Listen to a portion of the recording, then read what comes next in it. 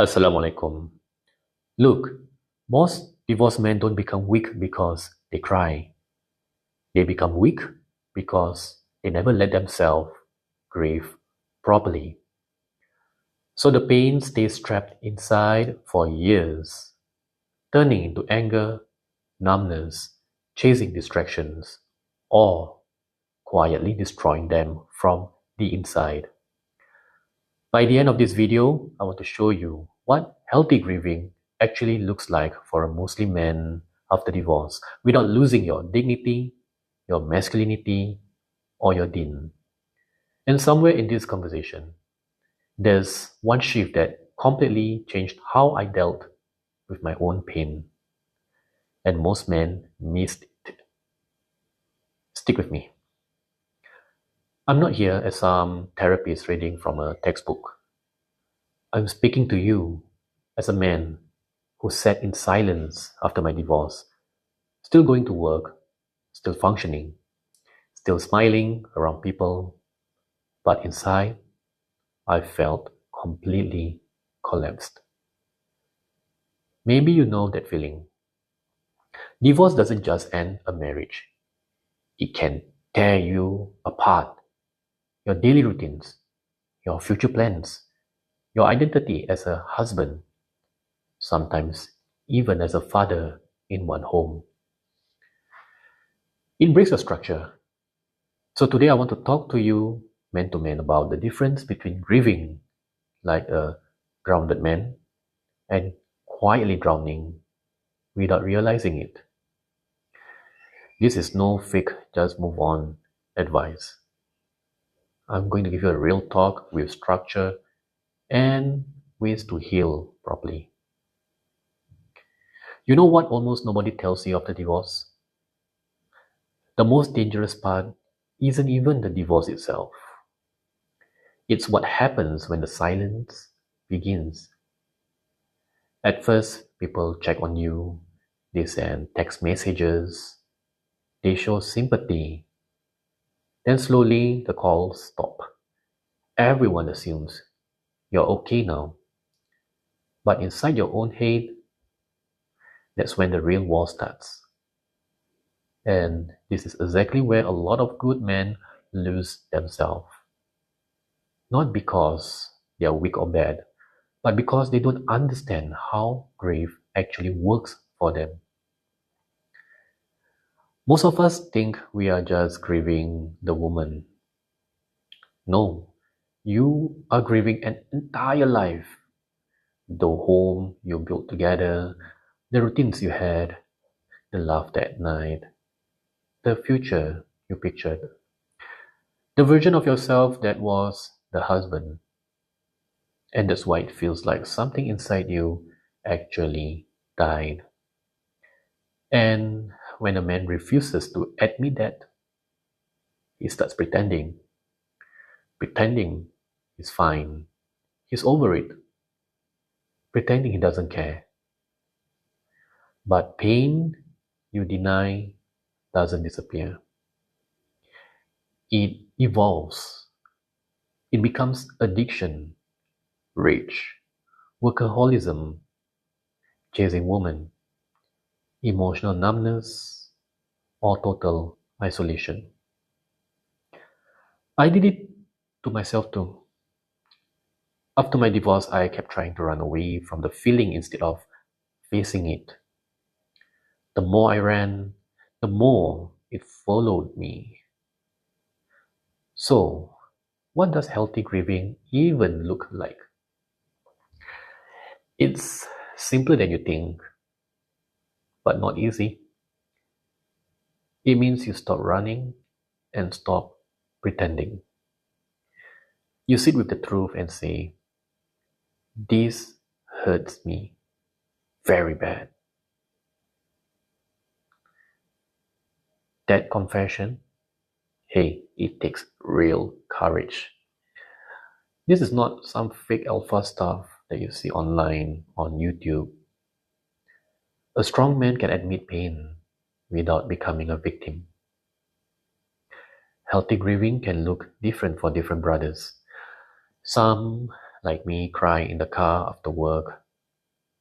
Some pour their heart out in morning prayers, sunnah prayers, tahajjud. Some journal.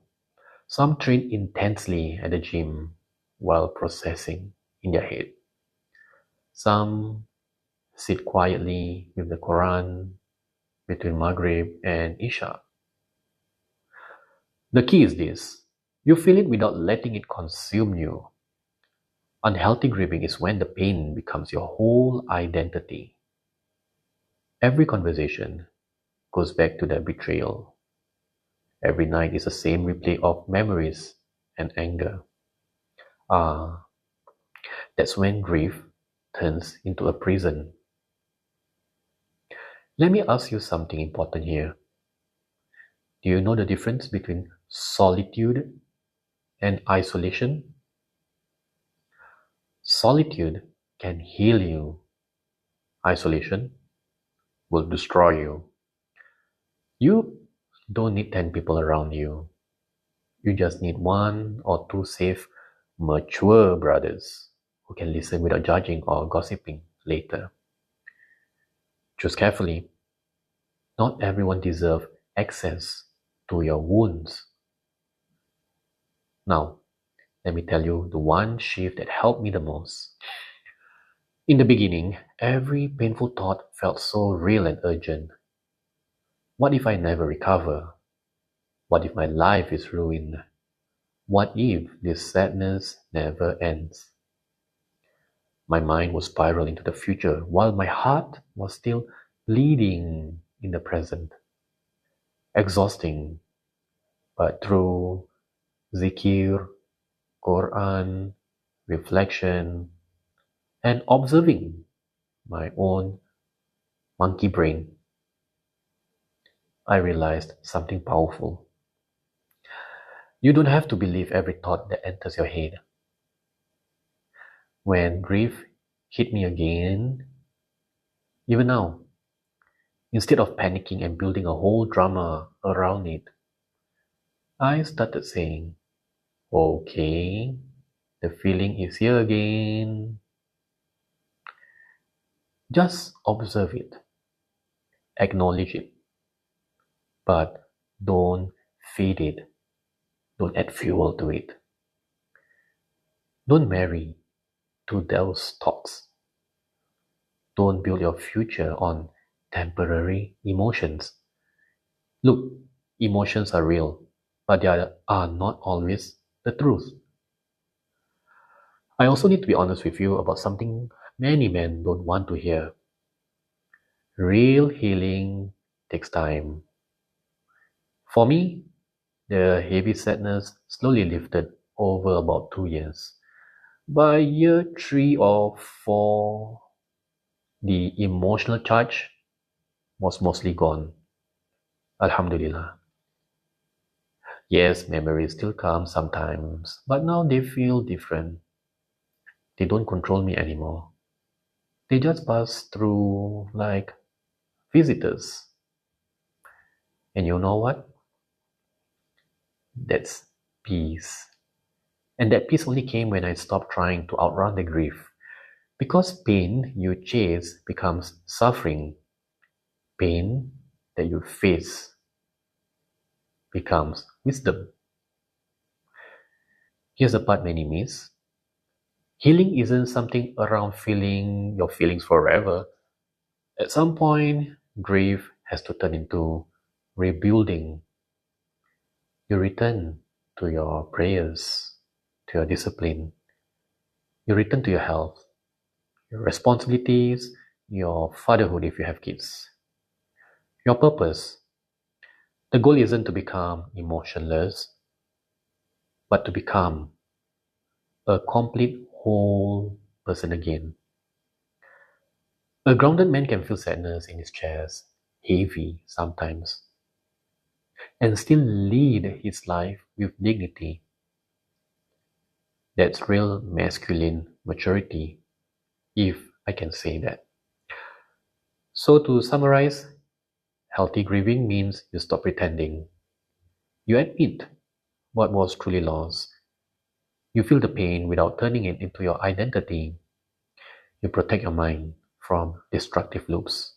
And then, very importantly, you return to structure and rebuild.